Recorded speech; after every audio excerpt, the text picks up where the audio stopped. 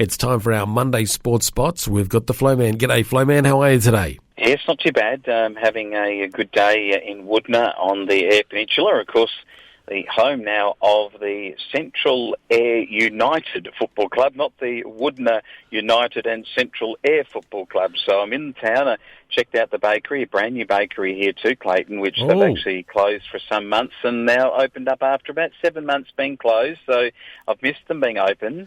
Sausage roll and a vanilla slice, thanks. That would be nice, and I can tell you, catching up too with some other folk here in this part of the world, and a lot of talk, of course, about football. But tennis was what I watched last night. What do you think of the Joker? I know I heard you and the Statman talking about it on Friday night on the sports show, and the Statman, he's on record for not being a fan of the Joker, but I thought he was absolutely awesome last night. From go to woe, he didn't even look like losing. Yeah, I think the Statman might like us to delete the tape on that particular series of Tommy. No, that's gone straight to the pool room. Oh, he was very, very annoyed with the Joker, but I thought Joker kept his cool very well. But I mean, when you're winning easily, you do tend to do that. And it was Medvedev who mentally, I don't think, coped with it. I thought at the end of it, when Medvedev said that it was wonderful to be playing out here, wonderful to be playing against Novak. I mean, when I was 600 in the world, he was such a nice person to come up and talk to me and make me feel welcome on the tour. And I thought there was a bit of adulation and a bit of starstruckness by Medvedev, and I think he was just a little bit overawed by the occasion and against, I think, what would be one of his heroes in Djokovic. Djokovic never losing ever on that Grand Slam wonderful rebound ace that Melbourne Park is. Djokovic 9 from 9 now, and I think Medvedev just completely overawed. I totally agree. I thought he was as well, totally overawed and not really set for the occasion. But it also, when you mention that, you see that side of Novak where I can understand where the Statman gets his opinion, and I just wonder whether other little moments like that, if he would allow people to know that other side of Novak, whether it might warm him to some other people, because he can be a bit of an off-putting player, if you know what I mean. Yeah, I think when he made the comment back to Medvedev when he got his chance to get his victory cup and make his little speech, he sort of made a comment that you'll win a Grand Slam someday, just not in the next few years while I'm here. And I think that's the component of Novak that, while it's humorous, there's a slight arrogance about him, and I think that's what probably Jason is picking up. Look, when you're in the best players of all time, and he now has 18 Grand Slams, Clayton. I mean, he's 2 behind Nadal and Federer. I think he is going to surpass both Federer and Nadal at some point in time. His fitness level, compared to, say, the look of, say, where Federer is at 40 years old and whether Roger comes back from here, and Nadal, who will win on clay again, potentially. Don't know whether Nadal can make it through to the Grand Slam of the Australian, the US, or the Wimbledon final. At least maybe the US, he may have an opportunity there. But just feel that Nadal, his game is just so magnificent, particularly on clay. But he is getting to the point where I think Djokovic has got his measure.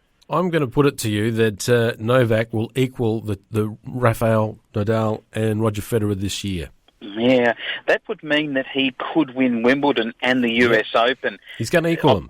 I'm putting it out there right now. Yeah, that's a big call, because I don't think that he'll win in Paris. But if Nadal does win in Paris, then he would not equal them, because Nadal will go 3 in front of him.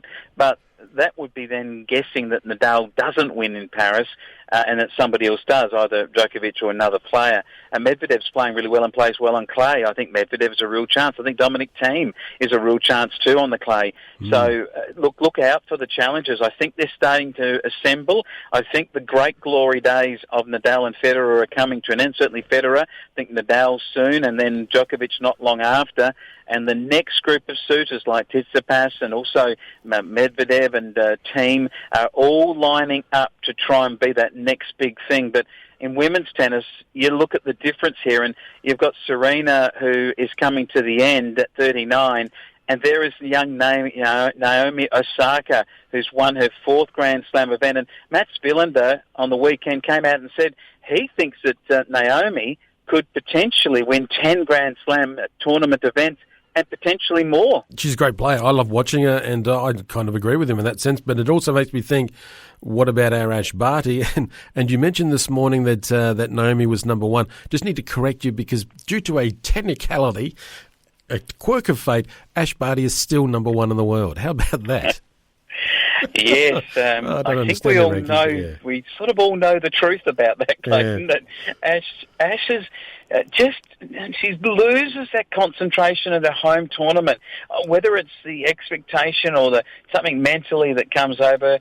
I think also that her movement around the court, Osaka's quicker around the court. I think Osaka's power game is a bit better than Ash's. I think Ash has got the ability to hang into points and at critical moments make a charge. And that's her skill. But I think Naomi Osaka is the better player right now, and I would suspect that she's probably going to go on and be a greater winner of Grand Slams than what Ash will. But look, we're enormously proud of Ash, and she's playing in Adelaide, actually. Begun in the Sunday tournament that began yesterday. Yes, she is, and I'm looking forward to seeing her. And just one quick thing before we wrap it up, Flowman, Sammy Stosur was in the mixed doubles. She lost the mixed doubles match. Could this be the end of us seeing Sammy Stosur at the Australian Open or any professional tennis capability? Yeah, certainly.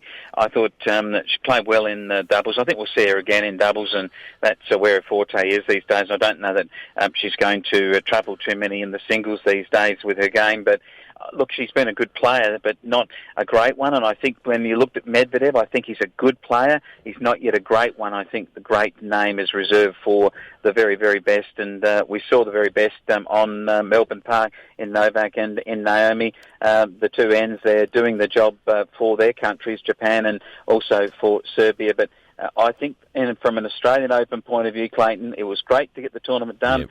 Obviously, the crowd didn't agree with the sentiments about the vaccine or about the Victorian government.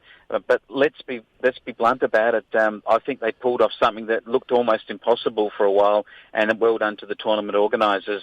Very much so. Glad to have seen it. Glad to have watched it and enjoyed it, as we always do. And I think Novak, I'm going to stand by it, Flowman, he is going to equal the two of them this year. I don't think Nadal will win in Paris. I think he'll lose it.